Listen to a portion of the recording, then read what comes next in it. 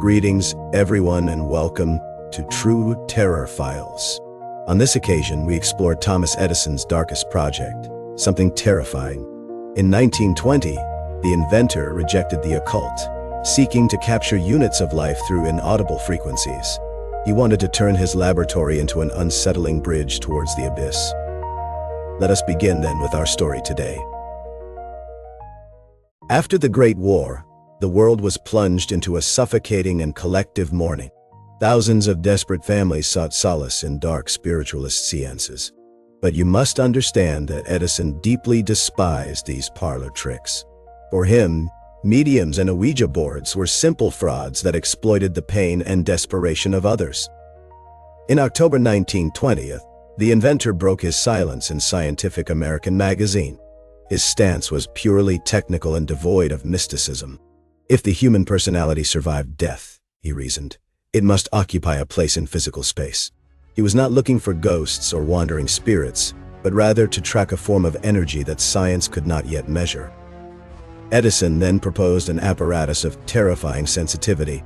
He spoke of a kind of valve capable of amplifying 1,000,000 times the slightest will of the deceased. His idea was to convert a whisper from the beyond into an electrical signal, measurable and analyzable in his laboratory. This official declaration shook society entirely, as the most famous engineer in history was lending it the necessary scientific rigor. For Edison, you are not a single entity. You are a swarm of millions of tiny microscopic entities.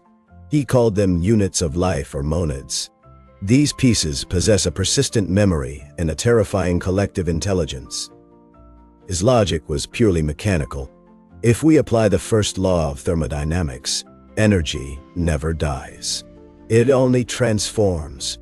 According to his secret notes, these units of life abandon the body when the heart fails. But they do not disappear into the void. They group together in space, waiting to be heard again. He saw human personality as a constant radio transmission. The problem was not the absence of the dead. The problem was that we lacked the appropriate receiver. Imagine billions of intelligent atoms floating around you right now. They hold the memories of those who are no longer here. Edison was looking for that definitive tuner among the debris of traditional biology. He wasn't looking for miracles. He was looking for frequencies.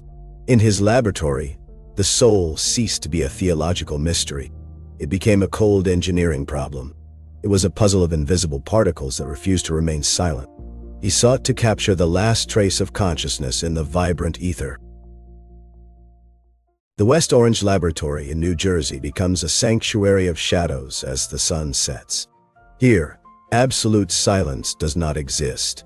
For Edison, his deafness was not emptiness, but a different way of perceiving reality. You must visualize him biting firmly into the wood of his phonographs. He used his bones as conductors to feel vibrations that his ears no longer picked up. The night atmosphere is charged with heavy static. You hear the metallic pulse of master clocks and the hisses of vacuum tubes. Generators hum in the basement like a tireless mechanical heart. According to records, the inventor spent hours in total darkness with his assistants. They remained motionless, holding their breath in front of their strange prototype. The crackling of needles on wax cylinders was the only thing that broke the tension. They sought a pulse or signal amidst the laboratory's background noise. In that gloom, every small electrical distortion seemed like a desperate attempt from the beyond to manifest itself. The atmosphere was so dense that the air itself seemed to watch their movements in that unsettling void of metal and wires that awaited a voice from the abyss. Edison was not looking for a common telephone. Together with his assistant William Walter Dinwiddie, he designed a complex system of valves with terrifying sensitivity. This device was not for speaking. Its function was to detect physical pressures so minimal that they were almost non-existent for any other instrument. The design departed from his well-known wax phonographs. The inventor and Dinwiddie developed an amplifier based on mechanical friction. They used ultra-sensitive diaphragms made with experimental materials in their workshop.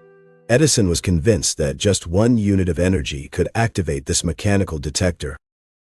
Their experiments focused on high-frequency waves. They sought an acoustic spectrum that the human ear is totally incapable of processing. They did not want to invoke ghosts, but rather to record the voices of the past that continued vibrating in the ether. In the stillness of the laboratory, they observed with tension how the device's needles reacted to the invisible. This process represented a technological leap into the unknown. They sought to convert the last whisper of human consciousness into a real and eternal electrical signal. Time was running out at the Glenmont mansion. In 1931, Edison's health was collapsing, but his obsession with the spirit phone only grew. Miller Reese Hutchison, his closest collaborator, described those final months as a desperate race against death itself. You must imagine the urgency of a genius who feels his own life force is about to detach from the physical plane. Persistent rumors speak of a last experimental session conducted shortly before October 18th. Hutchison mentioned that Edison was still searching for the definitive sound, that frequency that would unite both worlds forever. However, after his last breath, the laboratory fell into a sepulchral silence. No finished machines or definitive plans were found among his private belongings. What is truly chilling is not the discovery of a macabre invention, but its absence. Investigators only found the constant hiss of static on his tapes and cylinders. The great tuner of the ether failed before absolute void. In the end, the man who lit up the world plunged into a darkness where his devices did not follow him. The answer was not a voice from the beyond, but the white noise of a deaf universe. The echo returned silence. Today, in the vaults of the Edison National Historical Park, the trace of his obsession lives on. Current researchers still discover fragmented notes about that project of impossible valves. They are documents that breathe a disquieting desperation. Reading them, you can feel the psychological weight of a genius who resisted accepting his own finitude, his end. It turns out to be a heartbreaking irony.